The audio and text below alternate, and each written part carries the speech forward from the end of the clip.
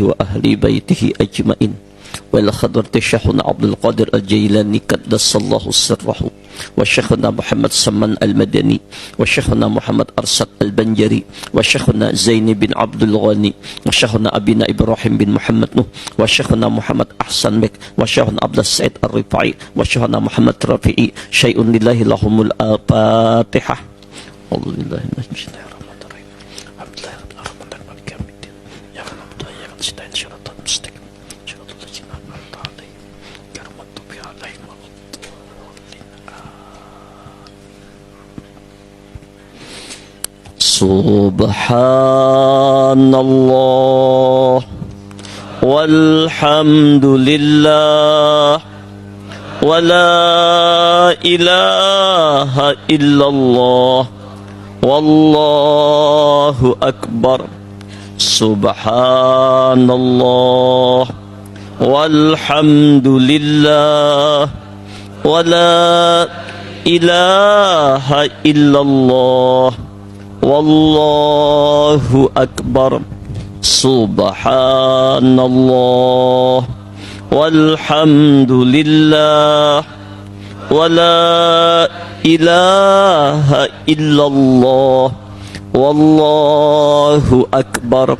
سبحان الله والحمد لله ولا إله إلا الله والله أكبر.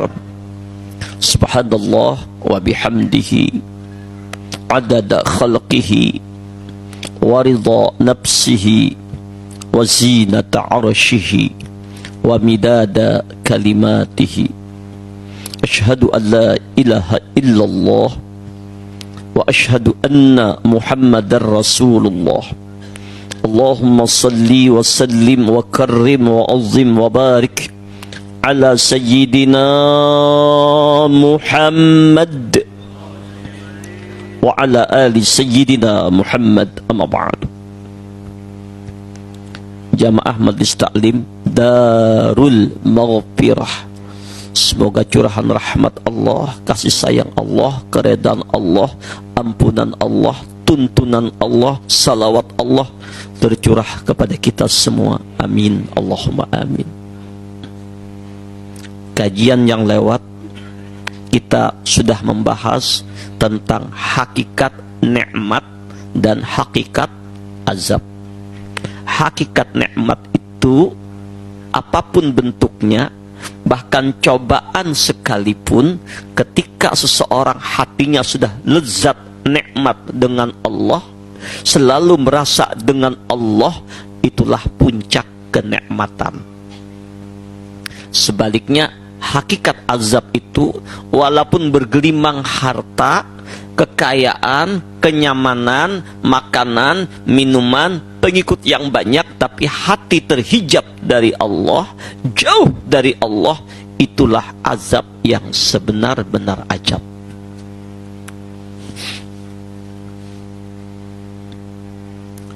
Lailatul Qadar itu ada dua. Lailatul Qadar yang pertama yang dijanjikan oleh Allah pada satu malam di malam Ramadan. Apakah itu malam ganjil, apakah malam genap, itu rahasia Allah. Tapi siapapun yang menemukan itu Lailatul Qadar, khairum min alfi syahrin, lebih baik dari beribadah 1000 bulan nilainya. Nah, Lailatul Qadar yang kedua itu tidak ada waktunya, boleh siang, boleh malam, tidak bertempat, di mana saja. Ketika hati seseorang terbuka dengan Allah, tidak ada dinding yang meninding antara dia dengan Allah, tidak ada aghyar di hatinya selain Allah, merasakan lezat baik berjalannya, duduknya, berbaringnya. Alladzina yadhkurunallah, selalu hadir di hadrat Allah, qiyaman wa qu'udan wa ala junubihim, berdirinya, duduknya, berbaringnya selalu hadir di hadrat Allah. Inilah ujar Syekh Abdul Qadir Al-Jailani qaddasallahu sirrahu, setiap gerak langkah kami itu Lailatul Qadar.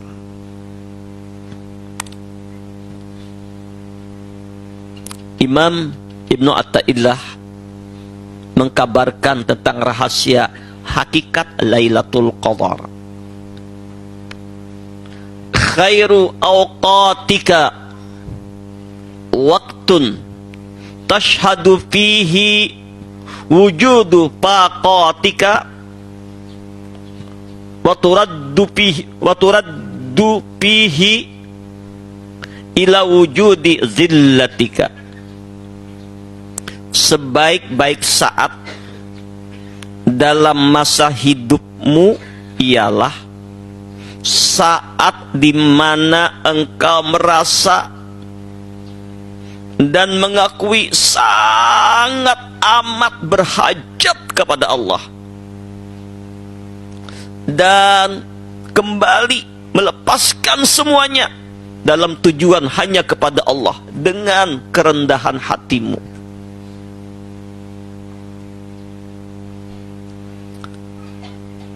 Sebaik-baik waktu dalam hidup ini saat dimana kita ingat kepada Allah dan putus hubungan dengan segala sesuatu yang lainnya, yaitu mana kita merasakan benar-benar sungguh-sungguh hajatan, harapan kita hanya kepada Allah, dan kita menganggap tidak ada siapapun, tidak siapapun yang bisa menolong selain Allah, yang membantu selain Allah, putus harapan dari yang lain. Hati kita hanya tertuju sungguh-sungguh kepada Allah. Itulah waktu yang terbaik. Itulah waktu Lailatul Qadar. Mari kita lihat beberapa contoh yang Allah isyaratkan dalam Al-Quran. Ketika Nabi Yunus alaihi salam dalam perut ikan, dalam lautan, dalam kegelapan malam, Allahu Akbar, dalam gelapnya laut, dalam lautan, dalam perut ikan, Allahu Akbar.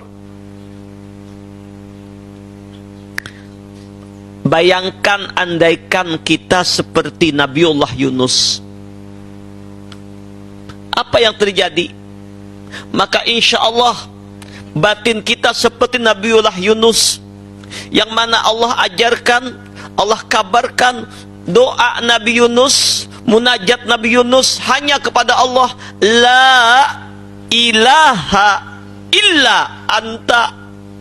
Tidak ada lagi yang bisa menolong, yang membantu, yang menyelamatkan, hanya Engkau. Nabi Yunus sudah putus harapan dengan siapa saja. Kepada siapa mengadu? Dalam perut ikan, dalam lautan, tidak ada lagi yang lain. Penuh tauhid kita. Tauhidnya Nabi Yunus hanya kepada Allah. Tidak ada lagi sandaran, harapan, tujuan, gantungan, minta pertolongan, melepaskan segala sesuatu. Tidak ada lagi yang lain selain Allah. Itulah makna la ilaha illa anta. Gak ada lagi sudah yang lain yang bisa menolong selain Allah. Subhanaka, maha suci Engkau ya Allah, maha agung Engkau ya Allah, maha mulia Engkau ya Allah. Kita agungkan Allah dengan seagung-agungnya. Subhanaka inni kuntu minaz zalimin. Ulun ini orang yang paling hina, orang yang paling zalim, orang yang paling banyak dosa, orang yang penuh dengan kekurangan. Jadi inilah saat yang mustajab ketika kita sangat berhajat, sangat berhajat kepada Allah, bergantung kepada Allah, berharap kepada Allah dalam segala hal, dan merasa diri ini hina, nggak ada apa-apanya, bergerak seujung kuku, nggak bisa bergerak tanpa tolong Allah, daib, lemah, sungguh-sungguh dengan penuh kehinaan, dengan penuh pengharapan kita munajat kepada Allah. Inilah saat Lailatul Qadar. Inilah saat doa-doa diijabah Allah. Maka sebenarnya amalan yang diajarkan oleh Allah kepada kita melalui lisannya Nabi Yunus ini banyak-banyak kita amalkan dalam setiap hari kita nih. Nah, jangan ditinggal ini. Minimal kalau bisa 100 kali sehari, istiqomahkan paling 10 menit. Tapi manfaatnya dahsyat. Sambil mulut kita membaca, hati kita merasakan harapan, sandaran tidak kepada yang lain lagi selain Allah. La ilaha illa anta subhanaka inni kuntu minaz zalimin. La ilaha illa anta subhanaka inni kuntu minaz zalimin. La ilaha illa anta subhanaka inni kuntu minaz zalimin. La ilaha illa anta subhanaka inni kuntu minaz zalimin. La ilaha illa anta subhanaka inni kuntu minaz zalimin. La ilaha illa anta subhanaka inni kuntu minaz zalimin. La ilaha illa anta subhanaka inni. Sambil kita membaca, pejamkan mata dengan melepaskan la ilah tu kada lagi nang lain sudah. Nang lain kada ada, ulun pun kada ada jua, alam pun kada ada jua, semuanya kada ada lagi, piang jenang ada lagi. Engkau saja yang ada lagi ya Allah. Ini hakikat tauhid. Qul huwallahu ahad. Luar biasa isyaratnya ini. Subhanaka, maha suci engkau ya Allah, inni kuntu minaz zalimin. Inilah urut orang yang hina, orang yang zalim. Maka insyaallah biiznillah, apapun problem, kesulitan yang kita hadapi dalam hidup ini, memang sengaja cobaan, ujian tuh Allah yang datangkan. Untuk apa? Agar kita bergantung kepada Allah, agar kita meminta kepada Allah, agar kita berhajat kepada Allah.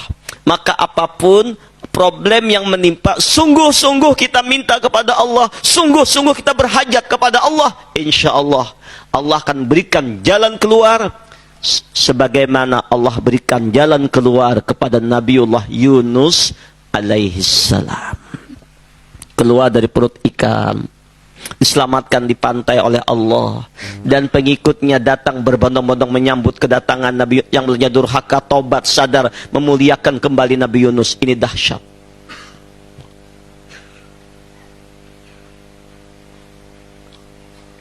Ulun ingatkan lagi, barang siapa yang punya hajat, punya keinginan, punya harapan, masalah keluarga kah, masalah anak kah, masalah suami kah, masalah istri kah, masalah tetangga kah, masalah ekonomi kah, masalah kesulitan apapun, wasta'inu bis-sabri was-shalah, mintalah pertolongan hanya kepada Allah. Dengan apa? Sabar, menerima cobaan ujian tadi, lalu kita salat sunat 2 rakaat, sunat mutlak saja. Usalli sunat rakaataini lillahi ta'ala. Rakaat pertama Fatihah, ayatnya qul ya ayyuhal kafirun.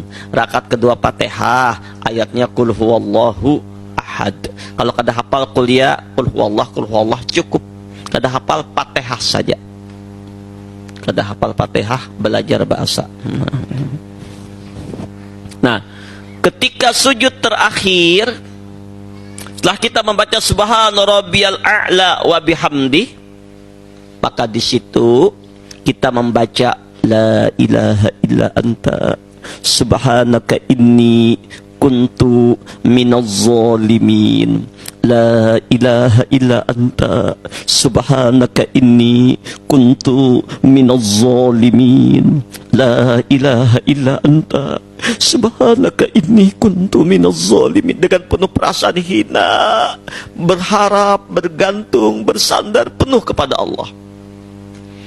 Baca itu sebanyak 40 kali dalam sujud dengan kasat doa. Nah, kayak caranya kau aja nah.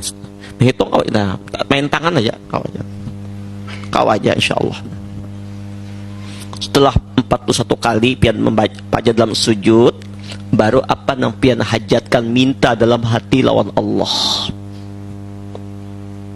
Insyaallah Allah berikan jalan keluar. Kapan kabulnya itu terserah Allah. Tapi insyaallah hati yang jelas dahulu, hati yang gelisah jadi tenang, yang pindah sumpuk jadi lapang. Allah akan berikan ketentraman, kedamaian, kelapangan jiwa. Inilah waktu terindah. Dan usahakan hati semacam ini bukan hanya ketika dapat cobaan. Bila perlu setiap waktu, setiap saat, setiap detik, setiap hembusan napas ini selalu hatinya hanya bergantung lawan Allah, kada ada lawan yang lain. Kenapa? Tanpa tolong Allah nggak bisa bergerak kita. Gerak kita dengan kudratnya Allah. Tanpa tolong kita, tolong Allah, turun naik napas nina, Allah nang menurunkan, Allah memasukkan, keluar masuk napas ni. Tanpa Allah mengeluarkan, masukkan kada kau keluar, namun keluar jajat Allah ku tahan, kada boleh masuk lagi. Apa yang terjadi? Atau masuk, kada boleh keluar lagi, ya Allah. Keluar masuk napas ni Allah yang mengatur. Detak jantung kita Allah, kalau jantung berdiam, tak berdiam, habis. Siapa yang menggerakkan ini? Allah. Makanan yang kita makan, macam-macam makanan, capcay, bingka kantang, bingka tiwadak, bingka rungan, salah masuk ke parut nih. Apa-apa lagi, langsat, durian, mangga masak, mangga enum, oh, nang putih itu nah, jadi kupas, bacacap lawan pulang lawan uyah negara nah, mandangar gen beliuran, hebat asam tulah, barangnya kadada, bendanya tidak diceritakan saja langsung liur pacah sudah. Subhanallah. Tapi itu bagi yang pernah merasakannya. Bagi orang nggak tahu mangga anom, ada tahu kisah sampai biasanya kata kontak adanya, nya kata tahu. Nah, abang orang tahu sudah dikisah langsung brek. Begitulah orang sudah hati lawan Allah, disebut nama Allah. Innamal mu'minun alladzina idza dzukirallah wajilat qulubuhum, bergetar jiwanya, terbuka hatinya untuk memandang Allah. Inilah pandangan batin seorang hamba Allah dalam segala hal, bahwa selalu dimanapun inya kada sing pisahan lawan Allah. Inilah hakikat dari memandang Allah di dunia. Memandang kebesaran Allah, memandang diri, kenampakan af'al kudrat iradat Allah, memandang alam, kenampakan af'al kudrat iradat Allah. Tidak ada yang lain, karena semuanya alam yang menata mengatur Allah, diri yang menata mengatur Allah, semuanya mengatur Allah. Kemana mengadu? Semuanya nggak berdaya, semuanya nggak ada apa-apanya, semuanya kayak patung-patung, wayang-wayangnya bergerak, yang menggerakkannya dalang. Mengapa? Hei Arjuna, kau minta tolong sama Bima, ngapain? Bima juga kada bergerak. Hei Bimo, ngapain kau minta tolong sama Batara Krishna yang kabarnya sakti mandraguna, kada bergerak juga. Yang harat itu bukan Krishnanya, bukan Bimonya, tapi adalah Gusti dalangnya. Dalang ikulah yang menggerakkannya. Ngapain minta tolong Bima? Uja Bima, aku yang kada berdaya juga. Batara Krishna yang sakti mandraguna, tolong kami. Uja Krishna, kayak apa aku nih? Kata kau bagara, kalau kada dalang murah aku nih sakti nang sakti. Dalang kada aku, ada kisahnya ba dari aku. Dalang juga nang sakti. La haula wala quwata illa billah. Wa fi anfusikum apala tubsirun. Pada rahasia dirimu, tidakkah kau lihat rahasia kebesaran? Memandang diri ini, memandang alam semesta, sudah memandang kita, hati kita memandang rahasia kebesaran Allah. Selalu memandang Allah dalam segala hal.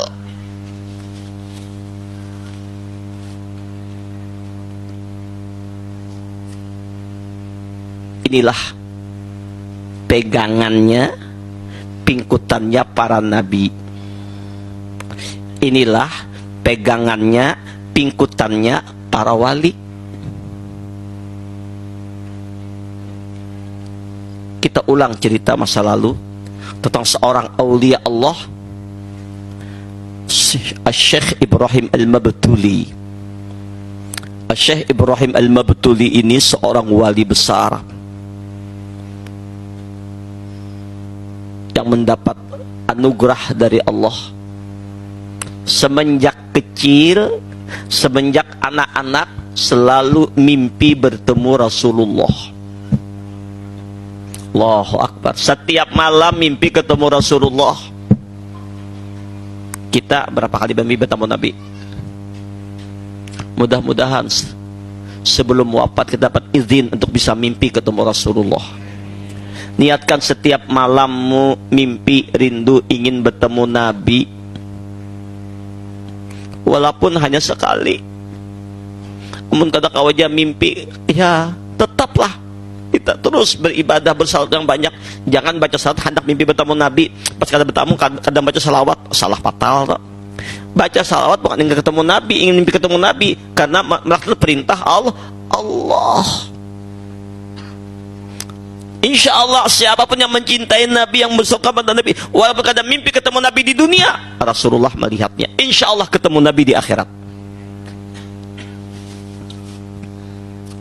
Lalu semacam kecilnya Ibrahim Al-Mabtuli berkata lawan mamanya, "Mama, ulun maai mimpi bertemu Rasulullah berulang-ulang." Apa jawab mamanya? "Nak, kalau ika masih mimpi bertemu Nabi, belum lalakian lagi, ika masih bancir nak ay." Rupanya mamanya wali juga.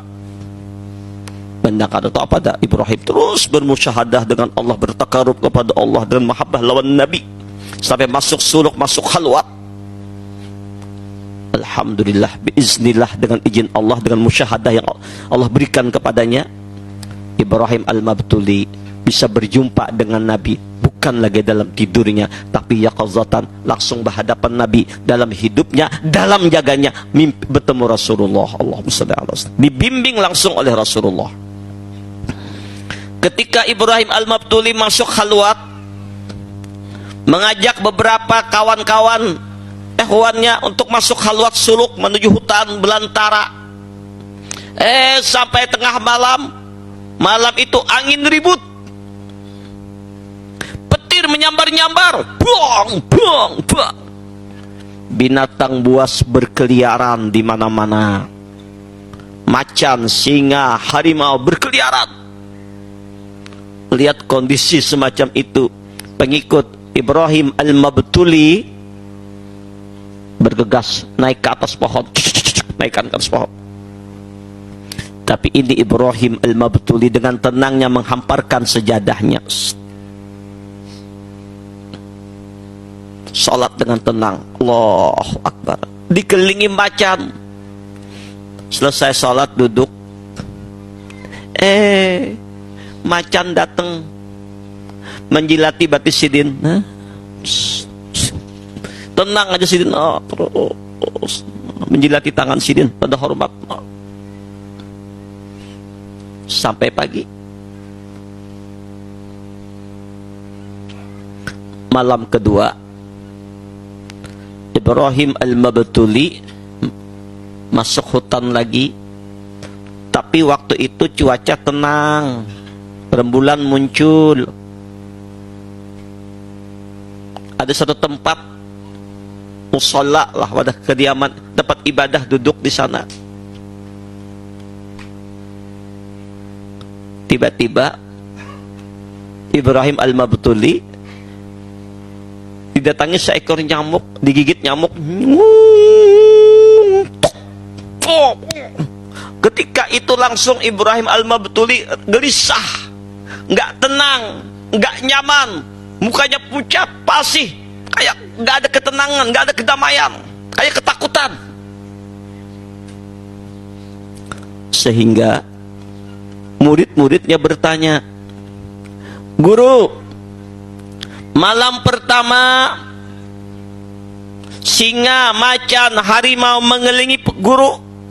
Tapi guru dengan tenang, dengan santainya, dengan nyamannya. Bahkan beberapa binatang menjeliti kaki guru, guru gak ada apa-apanya, tenang sekali. Tapi kenapa malam yang kedua ini cuaca tenang, kita di satu tempat ibadah, cuman ada satu nyamuk aja yang gigit guru. Kok guru ketakutan, gelisah, kenapa? Apa jawab si guru dengan jujur? Murid-muridku, malam pertama macan, singa, harimau banyak. Ketika itu hatiku tertuju penuh hanya kepada Allah, tidak memandang yang lain yang bisa menolong selain Allah. Gantunganku hanya kepada Allah, sandaranku hanya kepada Allah. Aku menganggap makhluk semuanya nggak ada apa-apanya, nggak punya kekuatan, sehingga tanpa dengan kudrat iradat Allah nggak ada daya mereka semua. Maka gantunganku hanya Allah, berserah kepada Allah, berlepas dari segalanya. Hanya Allah tujuanku, gantunganku, sandaranku, harapanku. Maka ketika itulah Allah tenangkan jiwaku, Allah damaikan hatiku, karena aku sudah ma'allah dalam jiwaku. Tuh, nang singa, harimau, macan menjelati batu sidin. Kenapa? Lawan Allah. Singa ini menggerakkan siapa gerang? Namun menjelati siapa gerang? Tidak ada lain apanya Allah. Kada Bima, kada Dang Sakti, kada Arjuna, kada Dalang. Malam kedua, binatang tidak ada, cuaca tenang, hanya nyamuk aja. Tapi aku gelisah, kenapa? Malam kedua itu hatiku kada bergantung lawan Allah. Aku bergantung dengan kekuatan diriku, dengan mengandalkan ilmuku, dengan amalku, dengan ibadahku, dengan merasa aku punya kelebihan karamat. Nah, ketika itulah Allah cabut kedamaian di hatiku, Allah cabut ketenangan dalam jiwaku, Allah masukkan ketakutan, keresahan, kegelisahan. Kenapa? Aku bersandar lawan diriku, bersandar dengan amalku, bersandar dengan ibadahku, bersandar lawan biritku. Aku kada bergantung lawan Allah. Inilah kunci rahasia. Amal banyak, ibadah banyak, tetap, tapi sandaran, gantungan hati hanya kepada Allah. Setiap waktu, setiap saat, setiap detik, setiap menit, setiap hembusan napas turun, naik napas masuk, Allah. Detak jantung, Allah, Allah. Jiwa dan rasa merasakan la haula wala quwata. Jiwa dan rasa merasakan tidak ada lagi yang ada, la ilaha illa anta, hanya engkau yang ada ya Allah. Nah, yang ada ini kenapa kebesaranmu, nampak kudrat iradatmu. Maka itulah hakikat Lailatul Qadar. Selanjutnya, mata awhashaka min khalqihi fa'lam annahu yuridu ayyabtahalaka babal unsi bihi. Apabila Allah telah menjemukkan engkau dari makhluk, maka ketahuilah bahwa Allah akan membukakan untukmu perasaan jinak, nikmat, lezat, nyaman, surga dunia, kelezatan jinaknya, nyamannya, lezatnya hati tidak kepada yang lain selain hanya kepada Allah. Apabila engkau telah merasa jemu kepada makhluk, kenapa? Karena mereka tidak memberi manfaat bagimu. Bahkan ada kalanya berkumpul makhluk itu bisa membuat kita lalai dari Allah. Maka di saat yang demikian engkau merasa jinak, senang kepada Allah.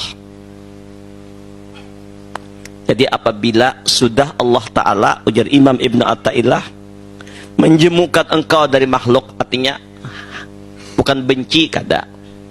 Jemu itu artinya kada ada lagi sudah di hatimu yang lain selain Allah. Kada lagi masuk makhluk dalam hatimu. Dunia makhluk tuh segala sesuatu selain Allah ngarannya makhluk. Duit, rumah, anak, istri, suami, kekayaan, pangkat, kedudukan, segalanya. Bahkan surga, neraka itu makhluk berataan tuh. Maka sudah kau ini kalau bagi kita golongan awam bolehlah masih berharap surga, memang Allah janjikan surga. Takut neraka, memang Allah ancam dengan neraka bagi berbuat dosa. Bagus dengarannya raja wal khauf. Jemu kita dengan makhluk, artinya kada lagi pikiran, hati, perasaan lawan makhluk. Tetap bersahabat lawan orang. Ujar Rabi'ah, ya Allah, fisik ulun berkumpul manusia. Lidahku berbicara dengan handai taulan, hatiku hanya denganmu. Nah, ini maksudnya. Bukan berarti kada bakawan lagi sorangan di kamarnya, kada perlu lagi. Aku kada makhluk, bini kada perlu lagi, anak kada perlu lagi. Semuanya lapas akan berdatang. Lain yang kayak itu. Tetap aja bini tetap disayangi. Pak Ai.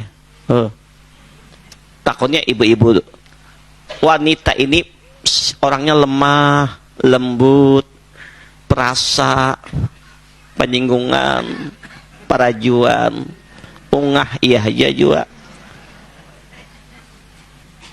Tapi mau diungahi ketujuh banget, disayangi ketujuh banget, dipuji-puji umai, bunga semandari kam didingai. Oh, umai nyaman makanan ikam didingai, ya Allah ketujuh bandar, aku nyaman ini. Semangat menggawi pulang. Isok memasakan lagi pulang, nyamannya itu pulang, isok pulang. Kayaknya jangan asam terus ketujuh, masak.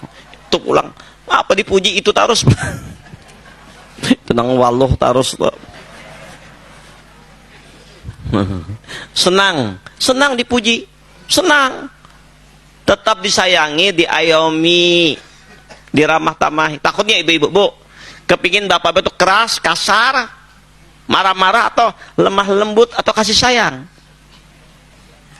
Ayo jujur, pasti hendak lemah lembut. Pian pang pak, bini itu hendak perangutan kah, hendak ada tahu-tahu kah, hendak pamamayan kah, hendak kasih sayang kah, hendak lemah lembut kah? Tentu hendak lemah berataan orang.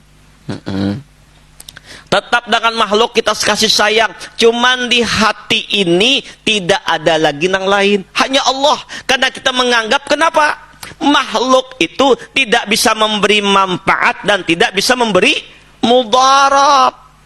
Bahkan kadang-kadang berkumpul makhluk bisa aja membuat kita lalai dari Allah. Coba lihat mana bagusnya musuh, artinya orang-orang yang membenci kita, orang-orang yang nggak senang dengan kita, tapi membuat kita dekat dengan Allah. Teman nyanjung kita, muji kita, tapi membuat kita jauh dari Allah. Mana bagusnya? Tentu lebih baik teman yang membuat dekat dari Allah. Mun kawa, amun kada kawa, musuhmu, artinya orang yang enggak senang dengan kamu, orang yang membencimu, tapi membuat engkau dekat dengan Allah. Asbab orang memusuhi pian ben beparak lawan Allah, berhampir lawan Allah, dekat dengan, bukan musuh itu baik, bukan, artinya keadaan demikian lebih baik karena membuat engkau dekat dengan Allah. Yang dekatnya itu yang lebih baik, bukan musuhnya kada. Artinya dengan demikian lebih baik ini daripada puisi sahabat, teman, sarantang, saruntung, kujok sana, kujok sini, tapi membawa maksiat, membawa dosa, membuat kita durhaka lawan kita. Seia sekata aja, sehidup semati ya, semua seliur yang kapan itu. Sakaguringan, pokoknya apa no, kemana berjalan sama, oh ke sana, tapi dalam maksiat, apa artinya? Carilah sahabat-sahabat yang kalau kita berdekatan dengan mereka, tanda Allah memberi rahmat kepada seorang hamba, didekatkan dia dengan orang-orang yang dekat. Ketika bersahabat dengan orang tersebut, dia tambah dekat dengan Allah. Carilah sahabat orang-orang yang membuat kita hampir lawan Allah. Bila perlu berdoa Pak Ibu, ya Allah, kumpulkan ulun, dekatkan ulun bersama orang-orang yang kalau kumpul dekat dengan engkau. Kumpulkan hamba bersama-sama orang yang membuat aku dekat dengan engkau, tambah taat kepada engkau. Lepaskan hamba, jauhkan hamba dari orang-orang yang membuat aku jauh darimu. Jadi bilangnya orang tuh kawan jauh pada kita, kata mereka lagi, kata Bapak, oh mungkin kada cocok, jangan sakit hati. Musuh tapi membuatmu dekat dengan Allah. Mari kita lihat satu riwayat zuriat Rasulullah, Zainal Abidin, mahkotanya, perhiasannya orang yang ahli ibadah. Zainal Abidin ini zuriat Rasulullah, anak cucu Rasulullah. Sin punya murid yang banyak. Ketika masuk sebuah majelis pengajian, tiba-tiba ada orang yang datang langsung bermamai lawan sidin, tahu kada apa kada mamai, kau ini bukan Zainal Abidin tapi Sarrul Abidin, sejahat-jahat hamba Allah, ikam ni orangnya. Oh, menunjuk langsung ke majelis, jamaah banyak mengawal, anak duduk situ, datang udah berdiri, kocak pinggang, ikam ini ngaku-ngaku Zaid namanya Zainal Abidin, bukan, ikam ini Sarrul Abidin, sejahat-jahat hamba Tuhan, ya ikam ni orangnya. Apa dimamain kayak itu? Zainal Abidin tenang, tapi murid mengambilkan hati. Ini kayak itu, hendak hamuk, duduk, jangan, duduk. Lalu orang yang memamai sidin datangi, terima kasih, alhamdulillah, engkau telah memberitahu keaiban aku. Setaulah engkau, nang engkau ceritakan tentang kejelekan aku itu belum apa-apaan. Itu nggak ada apa-apanya, masih banyak lagi keaiban-keaibanku nang kada diketahui orang, nang Allah tutupi. Aku lebih dari itu sebenarnya, lebih jahat dari apa nang pian sangkakan, lebih. Cuman Allah menutupi aja di sini.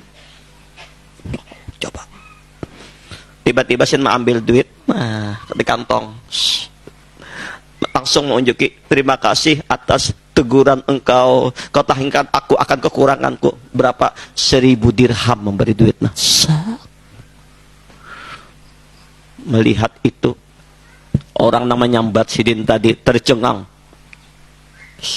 Masya Allah, engkau benar-benar zuriat Rasulullah. Seluruh zuriat Nabi dihina, dicaci maki, diapai, nggak pernah membalas. Malah dibalasnya dengan kebaikan-kebaikan. Orang yang menzaliminya dibalasnya dengan kebaikan. Lihat, disambati macam-macam. Orang alim, ahli ibadah, memang luar biasa disambati. Dan sebujur sih, aku banyak kekurangannya. Ini kamu tahu tuh sedikit ya. Yang sebujurnya, Allahan pada ini lagi aku diberi duit. Allahu Akbar. Begitulah dengan kakek beliau Rasulullah Sallallahu Alaihi Wasallam, dihina, diludahi, yang meludahi sakit beliau kunjungin, beliau kasih makanan, beliau minuman. Banyak orang mendoakan beliau, didoakan dengan kebaikan. Inilah akhlaknya Rasulullah. Allahumma salli ala Sayyidina Muhammad wa ala ali Sayyidina Muhammad. Hanya setengah alam lah. Bujur kada jamnya nih. Asal lawas lah. Barakahnya hanya setengah jam kita boleh pengajian. Allahumma salli ala Sayyidina Muhammad wa ala ali Sayyidina Muhammad. Ketika Syekh Abu Yazid Al-Bustami diperlihatkan oleh Allah alam malakut dan segala macam alam-alam, kemudian ditanya, adakah sesuatu yang menyenangkan engkau? Apa jawab beliau? Tidak ada. Tidak ada yang menyenangkan aku, melainkan kelezatanku hanya bersamamu. Orang yang sudah hatinya lawan Allah, nang tatuju lawan Allah, nang bergantung lawan Allah, maka apapun tidak membuatnya lezat selain dengan Allah. Hatta sorga sekalipun, ini makhluk. Jadi orang-orang yang arif billah, para aulia Allah itu dunia haram bagi dirinya, akhirat haram bagi dirinya, surga haram, yang ada hanya Allah. Jadi tidak ada lagi ikatan belenggu dunia, jauh. Harapan surga pun tidak ada lagi. Yang ada di hatinya hanya lawan Allah. Hasbi nafsi jalallah. Cukup dariku ini kebesaran Allah. Ma fi qalbi illallah. Ala nabi sallallahu la ilaha illallah. Mata atlaqa lisanaka bittalabi fa'lam annahu yuridu ayyu'tiyaka. Apabila Allah telah melepaskan lidahmu untuk meminta, maka ketahuilah bahwa Allah akan memberi kepadamu. Tanda bila kita berhajat dikabulkan Allah hajat kita itu apabila Allah menggerakkan hati ini untuk berdoa. Lalu kita berdoa meminta kepada Allah, itu alamatnya kan yang menggerakkan kita berdoa siapa? Allah. Menyuarakan kita muntung siapa? Itu alamat doa itu kabul. Karena kita merasa nang menggerakkan aku berdoa Allah, jangan rasa kita nang berdoa. Nah ini maksudnya, jangan rasa kita yang meminta. Kita memang berhajat, tapi yang menggerakkan kita meminta Allah. Yang menolong kita bersuara minta Allah. Jadi doa ini zahirnya hamba meminta, tapi af'al Allah, tolong Allah, kudrat iradat Allah. Abdullah bin Umar radhiyallahu an berkata, Rasul sallallahu alaihi wasallam mengingatkan kepada kita, ujar Rasulullah, siapa yang telah mendapat izin untuk berdoa, berarti telah dibukakan baginya pintu rahmat dan tiada diminta sesuatu yang lebih disukai oleh Allah daripada dimintai maaf dan selamat dunia akhirat. Doanya nang mana? Rabbana atina fid dunya hasanah wa fil akhirati hasanah wa qina adzabannar. Ini setiap doa yang panjang jangan kada ditutup dengan doa ini. Rabbana atina fid dunya hasanah. Ya Allah, datangkan kepada kami hasanah di dunia. Apa hasanah di dunia? Bukan harta, bukan kekayaan. Hasanah di dunia dalam lezat dan taat ibadah kepada Allah. Ini hasanah di dunia. Dalam nikmat hati dengan Allah. Terbuka hati ini memandang kebesaran Allah. Fa'ainama tuwallu fasamma wajhullah. Kemana memandang, yang dilihatnya hanya kebesaran Allah. Kemana memandang, terjadi sifat kudrat iradat Allah pada alam, pada dirinya. Hasanah di dunia, merasa lebur dirinya dalam lautan nurnya Rasulullah. Memandang alam yang terjadi nur Nabi selalu, setiap waktu, setiap saat, setiap detik bersama Rasulullah. Walaupun matanya kadang melihat, selalu bersama Rasulullah. Selalu hadir dengan Nabi di mana aja, di majelis mana aja. Berkumpul orang banyaknya, merasa selalu berkumpul lawan Rasulullah. Di sajadahnya bersama Rasulullah, waktu berzikirnya bersama Rasulullah, waktu berdoanya bersama Nabi, makan minumnya bersama Nabi, apapun ala kulli hal ini lawan Rasulullah yang dirasakannya.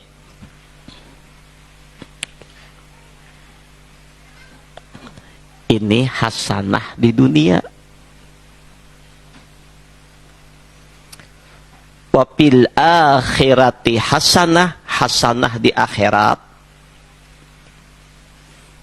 Berkumpul lawan Rasulullah pulang di akhirat, di alam barzah. Berkumpul lawan Rasulullah di padang mahsyar. Berkumpul lawan Nabi di dalam surga. Waqina adzabannar. Bebaskan azab nar. Nar itu apinya ada dua dalam hidup ini Pak. Ada nar, ada nur. Nur itu lambang tajallinya Rasulullah. Nar, lambang iblis. Bila ada nar, kadada nur. Bila ada nur, kadada nar. Nar ya api, suka maksiat, berbuat dosa, emosi, ego, dan segala macam. Nar. Nur, senang berzikir, tawadu, rendah hati, dekat dengan Allah, suka bersalawat. Nur.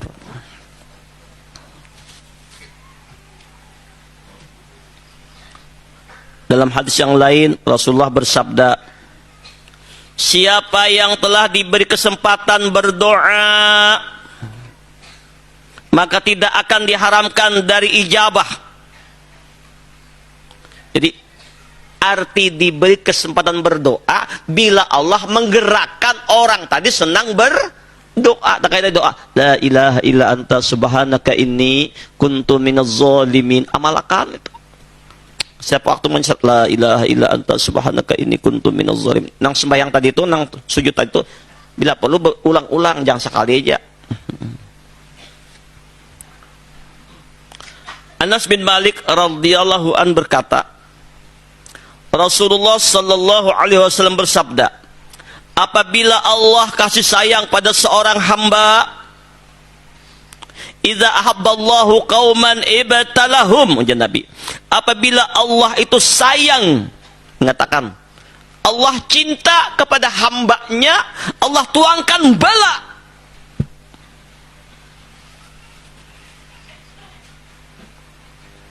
Maka bila ia berdoa, berkata malaikat, jadi orang dapat cobaan itu kan selalu berdoa nih. Nah, berdoa macam-macam doa. Apa jadi malaikat?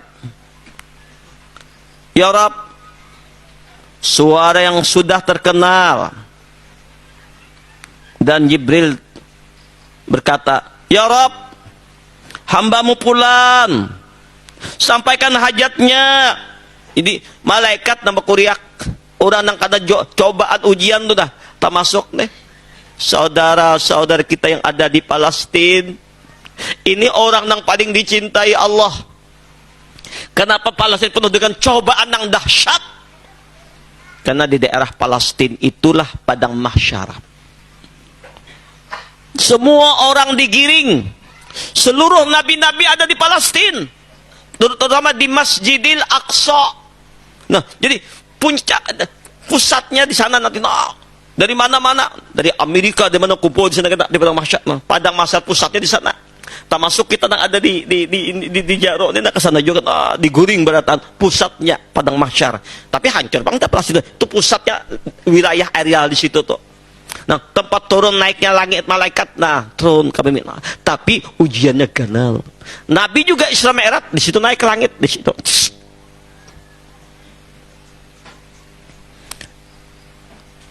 Ribuan anak-anak yang wafat. Biasanya anak nang menguburakan kuitan.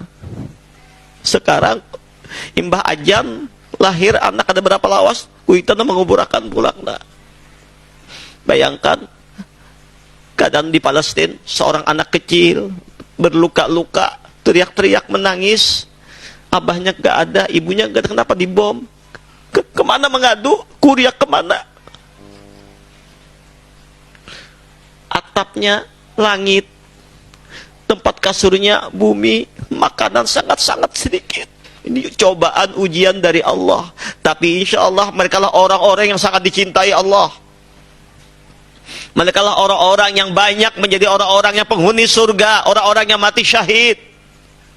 Bahkan ketika orang-orang dapat cobaan tadi, telah mendapatkan nikmat di akhirat, nikmat surgawi, dilihatkan amal yang banyak, mereka bertanya, Ya Rabb, dari mana ini amal? Ini cobaan yang kami berikan kepada engkau di dunia. Engkau disakiti orang, engkau dipitnah orang, engkau dijalimi orang, engkau dihina orang, engkau disambati orang macam-macam. Jadi jangan kepo dengan sambatan orang, biasa aja. Malah perlu beri duit namanya mbati desa bujur apa? Allah tuh Zainal Abidin. Allah beri duit mbati. Coba pang ada menyambati pian pak elangnya Assalamualaikum terima kasih 100.000 bari lebih baik sambati terus cuma diberi duit.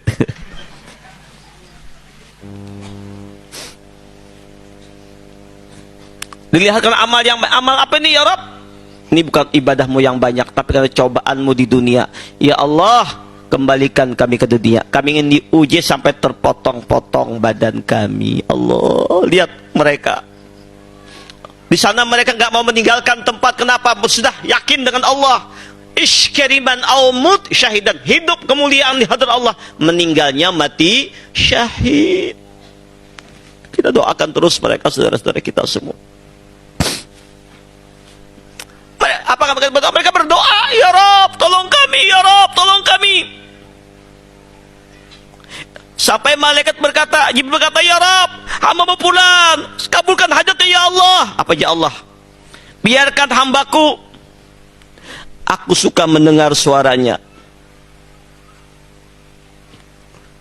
Ya Allah, biar aja dulu. Aku katuju, amun ku kabulakannya karena ampi berdoa. Banyak yang terjadi bila ada masalah, oh ya Allah, tahajud saban malam, no, imbah masalah selesai, ampih tahajud. Baca hijab ini, salawat kamliyah berapa ribu, no, hendak berhajat, kabul hajat, kadigat lagi bersalawat. Banyak. Jadi bukan Allah nggak mengabulkan, Allah senang mendengar. Apa aja Allah? Aku senang mendengar rintihannya. Maka apabila hamba berkata, ya Rabb, ya Rabb, apa jawab Allah? Labbaik ya abdi, labbaik ya abdi, labbaik. Ada apa ya hambaku? Aku memenuhimu ya hambaku. Tiada engkau berdoa melainkan aku sambut, dan tiada engkau minta suatu melainkan pasti aku berikan. Tapi ada kalanya, ujar Allah, aku segerakan untukmu di dunia, atau aku simpan untukmu yang lebih baik bagimu, atau aku tolakkan daripadamu bala yang lebih besar dari itu. Ada kayak doa tadi tidak nampak kabulnya, tapi disimpan oleh Allah. Ada kalanya doa tadi tidak nampak kabul, tapi dihindarkan bencana yang lebih besar. Bahkan hari kiamat Allah lihat amal yang banyak, doa-doa yang mustajab, diberi ini, diberi ini. Ya Rabb, dari mana amal ini? Bukan amalmu, wahai hambaku. Ini doa-doamu di dunia yang kau meminta sungguh-sungguh, minta itu, minta ini. Tapi ku simpan, ku berikan doamu ini, ku kabulkan di akhirat. Apa dia si hamba? Ya Allah, cak aja tahun yang kayak ini, jangan pian kabulkan di dunia. Kami kata apa? Ayah itu mati di dunia, lebih baik kau kabulkan di akhirat. Makanya para nabi punya doa-doa yang mustajab, tapi mereka sudah minta di dunia. Nabi Nuh doa mustajab, banjir. Nabi Lut doa mustajab, gempa bumi. Aku ya Rasulullah, doaku mustajab, enggak aku minta di dunia, ku simpan di akhirat untuk memberi syafaat kepada umatku.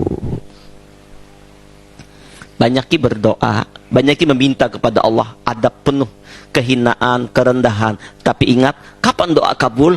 Terserah Allah. Inilah hamba-hamba Allah yang dibuka hijab hatinya oleh Allah di dunia, sehingga memandang apapun cobaan, ujian apapun, itu adalah puncak daripada lezat nikmat dengan Allah. Fisiknya menderita, hatinya bahagia. Ala bidzikrillah tatma'innul qulub.